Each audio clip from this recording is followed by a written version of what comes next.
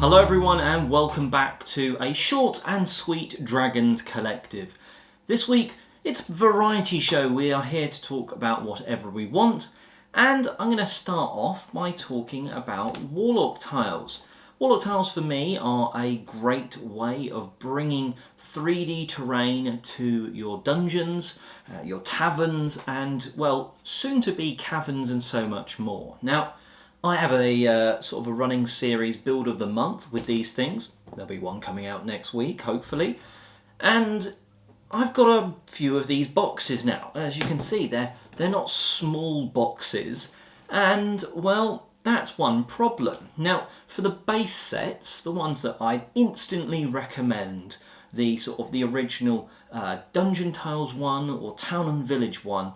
Now, they're pretty full boxes, but when it comes to these ones, these sort of these green expansion boxes, they're the same size, but they're certainly not full. Now, the inserts are very good. The inserts make it so that you can fit them in. They're going to be secure. They're not going to rattle around, but it leaves a lot of empty space in this box. And well, that's a little bit of a problem when you start to get box after box after box. So, for instance, upstairs I have two of the starter sets in terms of Dungeon Tiles 1 and 2. Then I've got the Dungeon Tiles 2 and Town and Village 2. Then I've got the angles and the curve sets for both styles. Now, that's a lot of boxes to sort of accommodate on a shelf, and that's why I've started to combine. So for instance, in this box at the moment is just the dungeon style, the sort of stone wall style, half height walls, curves. Now what I'm probably going to do is put the town and village curves in here as well. Sort of keep curves together because they've got special curved tiles as well as the walls and stuff.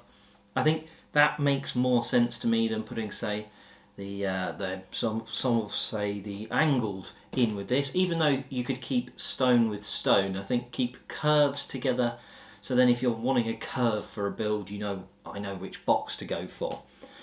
Let me know how you sort of store your 3D terrain, if you do have any. Do you like WarLock tiles? Are you a Dwarven Forge fan? Well, let me know in the comment section below, and on with the next creator. Hi folks, this is Andy here from Potable Gaming on Dragons Collective. Well, this week I'm having a bit of a free-for-all, and I want to talk to you about a character I made this year called Ravon, who was a Warlock. So I wanted to build this Warlock because it was simple. I read about Warlocks, saw all the Eldritch Blasphemies, and thought, I want to get me some of that, so I did. But I was going to try and take him into a party with some new players, and it was a pretty standard good party, and I didn't want to be the bad guy, I didn't want to be an evil player. I don't like being an evil player necessarily. So I thought, well, how can I get the things I want? Because I wanted to go with the Fiend patron and still be a good guy. And we came up with this concept of what I called the Prince Harry of Hell, which was a patron we nicknamed Zuth, who was essentially like middle tier in hell. He was shepherding all the bad guys. He didn't want to be in the top of the evil spectrum. He didn't want to win any wars but against good. He kind of had a good life going on, but he was a bit bored. And so what he would do is, because he'd heard so many tales of the heroes that had sent villains to hell, he would go and power up some heroes so he could watch them and he could enjoy them. He could essentially have his own TV box sets. And that's where my character came in. So Ravon was a mountain dwarf who realised that his future comprised of one of two options, mining or smithing, and he didn't like either of them. So drunkenly lamented that he would like more, and was given the power by Zuth to go out and have adventures. And that was simply what it was. Zuth says, here is this power, you now can go out and be something else. I'm going to watch and I'm going to be enjoyed, and I hope that I'm going to enjoy what you do. And if you don't, you might die, doesn't matter. Ravon, hitting peak early 20s nihilism, went, yeah, sure, sounds like a great deal, off I go then. This was great fun because it also helps, especially when you've got an inexperienced party, because now, sometimes when you're playing an adventure path, you kind of lose the thread or lose the reason why your characters would follow the thread, other than so the story can happen. Ravon and Zuth are the perfect excuse for so the story can happen. You now go, well, yeah, I don't have a personal stake in this adventure anymore, and I don't know if I need to follow it, but I kind of, as a character, as a player, I want to see what goes on. So Rayvon's like, yep, if I don't do this, I might die. So off I go, guys, let's go. And then the rest of the party are like, well, we're a team now, and if you want to go through with that for whatever your reasons are, fair enough, we'll follow along. And it meant that it was easy to overcome little hurdles like that, but also really fun. And also it has a great level of like risk, because there's never no when the DM might want to throw something out there, because again, this is a demon. He doesn't necessarily know what good is. He's doing this by second-hand accounts of events. There's no reason that him thinking what would be good story for him is something really dark, and we haven't done that yet, but I really want to see what happens if we ever do. We haven't played for a while, and I'm looking forward to getting them back to the table. But let me know what you think down in the comments below. Is this a cool idea? Would you like to borrow this? Feel free to do so. We can hit me up, we can chat about it. Otherwise, as always, I've been Andy, and it's your round. I wanted to make some amateur predictions for Campaign 3 of Critical Role, just to see if I can call any shots of what themes Matt's going to explore and what kind of characters the players are going to make. So I think Matt's going to explore something more intergalactic, a lot of stuff with Fey and Shadow Realm. The Shadow Realm is Yu-Gi-Oh! The players are going to go Travis as a Leonin Bladesinger Wizard, Laura as a Tabaxi Creation Bard, Taliesin as a Triton Fey Wanderer Ranger, Ashley as a Tiefling Phantom Rogue, Marisha as a Warforged Clockwork Soul Sorcerer, Liam as a Githzerai Druid of the Stars, multi-class with Monk of Astral Self. Sam will play a Satyr Artificer Artillerist. We'll see if I'm right, but I had fun making predictions. See ya! So a few creators there for you, and well, it's going to be me for the rest of it. So I thought, let's talk about a few different sort of accessories. So dice, obviously, but I find these little sort of chit holders, or whatever they want to be called, from Board Game Geek. I play a lot of board games.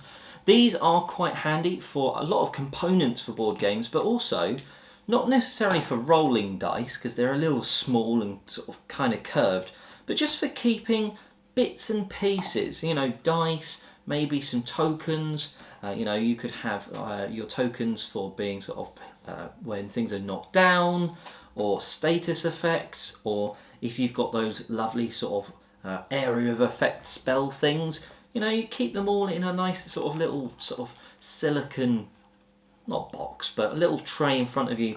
Just keeps the table neat, and I think they, some people would like these, and of course they come in like a variety of colours, and yeah, they fold away, so you just unpop them, and that's your sort of storage pot for the table, very easily flat packed. So they were a cool thing.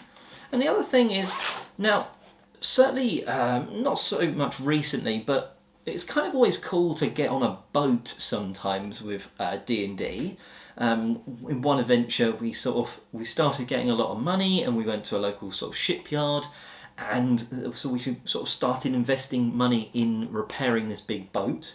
And then we started going out, or going to start going out, using that boat onto islands and stuff. Now, Silver and Gold is a great little roll and flip and write board game, but it's more the fact that it comes with lots of different cards, different shaped islands, with coin symbols and X marks the spots.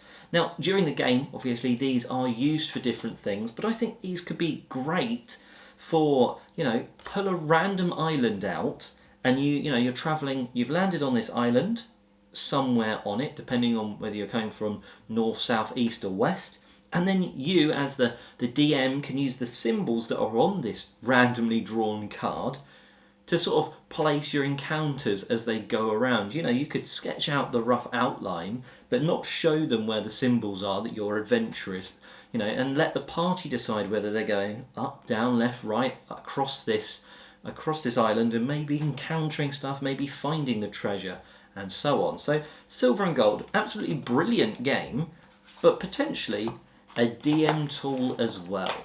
Anyway, let's have a look at some news. So one of the first bits of news, I talked about some 3D tiles earlier, but Paizo is going to be releasing an enormous basic flip mat. The mats are going to measure 30 inches by 46 inches when unfolded, and down to a much smaller 8 by 10 inches when sort of folded back up. they are, you know, just almost basic draw your own content. It's not sort of got a tree, loads of tree stumps in this forest already drawn on. It's not got a ship or something like that. It's almost just, from the looks of things, sort of plain, and you're going to be drawing on the detail. Now, the quality of them, the previous ones has been really good. They are sort of the dry, wet, wipe sort of stuff. So, you know, you doodle all over them in your wipeable pens, and then you can just literally wipe it off with your hands or with a cloth or something. So, you know, bigger versions of those, you know, that's going to be a lot of good for a lot of people. Paizo has also announced sort of a fun small party game thing called Pathfinder Goblin Firework Fight. And this is scheduled for release this December. It's just going to be sort of some quick fun from the sound of things. It's a standalone board game which sees players on a mission to steal the most fireworks. There's going to be illustrated cards and tokens and stuff, and it's going to cost you about $30 US. A little bit of fun potentially for those that like Pathfinder, but maybe for D&D fans too.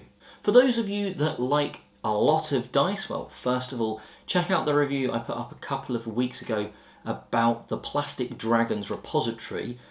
Great bit of sort of kit, that one. But Ultra Pro are going to be releasing something a little bit different Q1 next year, and it's going to be a dice scroll. Apparently it's got some kind of like microfiber on the inside, so, you know, when you're rolling, it'll sort of take the hits of chunky metal dice, I would have thought, rather than, you know, taking, you know, the table taking the hits.